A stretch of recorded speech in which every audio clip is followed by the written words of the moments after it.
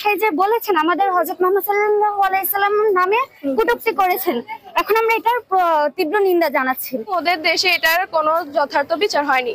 আমরা চাই ভারত সরকার এর যথার্থ বিচার করবেন। আমাদের মহানবী হযরত মুহাম্মদ সাল্লাল্লাহু আলাইহি সাল্লামকে নিয়ে তারা এত বড় কথা কিভাবে বলতে পারে?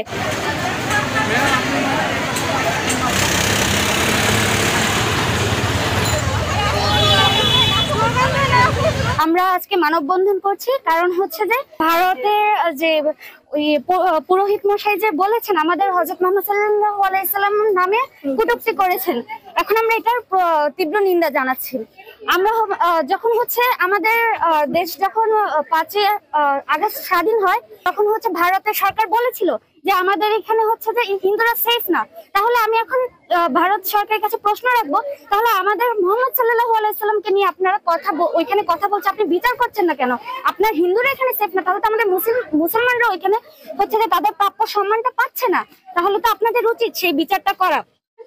হচ্ছে উনি হচ্ছে আমরা হচ্ছে অনেক কিছুই করেছি আমাদের হিন্দু ভাই বোনদের জন্য, তাদের জন্য হচ্ছে যে আমরা যখন আমাদের দেশ স্বাধীন হলো, তখন হচ্ছে যখন আগুন লাগানো হচ্ছিল, হচ্ছে আমাদের মাদ্রাসার ভাই বোনেরা তারা হচ্ছে কি ওই মন্দিরগুলোকে সেফটি দিচ্ছিল, তারা হচ্ছে পাহারা দিচ্ছিল।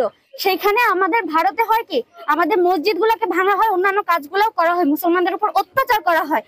করছে তো করছে, তার মধ্যে আবার আমাদের মহানবী হযরত মুহাম্মদ সাল্লাল্লাহু আলাইহি সাল্লামকে নিয়ে তারা এত বড় কথা কিভাবে বলতে পারে? তাদের এটা একটা বিচার চাই। আমাদের ধর্মে আছে প্রতিটা ধর্মকে সম্মান করো, তাহলে আপনাদের কি ধর্মে নেই যে প্রতিটা ধর্মকে সম্মান করো? তাহলে আপনারা এটা কিভাবে বলতে পারলেন আমাদের হযরত মুহাম্মদ সাল্লাল্লাহু আলাইহি সাল্লামকে নিয়ে? আমরা তো আপনাদের কাউকে নিয়ে কিছু বলছি না। এইরকম একটা খারাপ কাজ, এটা অবশ্যই খারাপ কাজ যে অন্য একটা ধর্মের একজন মহান ব্যক্তিকে নিয়ে এভাবে কথা বলা। সেক্ষেত্রে আমরা এটা বিচার চাই, আমরা এটা তীব্র বিচার চাই, আমরা এটা তীব্র নিন্দা জানাই। আমরা মহানবী সাল্লাল্লাহু আলাইহি ওয়াসাল্লামকে নিয়ে কটূক্তি করার এর প্রতিবাদে আমরা সবাই মানববন্ধন করেছি। গত আগস্ট মাসে ভারতের হিন্দু পুরোহিত এবং ওই দেশের বিজেপি মহানবী হযরত মুহাম্মদ সাল্লাল্লাহু আলাইহি সাল্লামকে নিয়ে কটূক্তি করেছেন এবং ওদের দেশে এটার কোনো যথার্থ বিচার হয়নি।